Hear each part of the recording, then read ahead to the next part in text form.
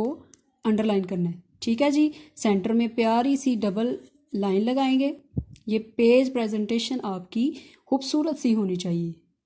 जैसे page ready करने का पैटर्न मैं आपको सिखा चुकी हूँ, अभी फिर से दोबारा से रिपीट कर दिया गया है। तो आपने कोशिश करनी है प्यारी प्यारी तरीके से लिखने की। ठीक है जी, पहला लफ्ज़ है हमारे पास बाली, होशा या गंदम का सिट्टा वगैरह। बसाना, आबाद करना। परिंद, परिंदा, उड़ने वाला। फुदकना, उछल कूद करना। हिकमत, दानाई, खुशनुमाई, खूबसूरती। डाली, टहनी या शाख वगैरह। इतर, खुशबू। कादिर, कुदरत वाला। कवि, मजबूत। नादिर, कीमती, नायाब। निराली, अनोखी।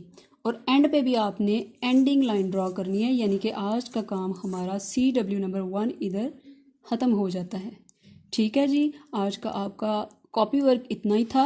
और साथ अब हम एक्सरसाइज कर लेते हैं।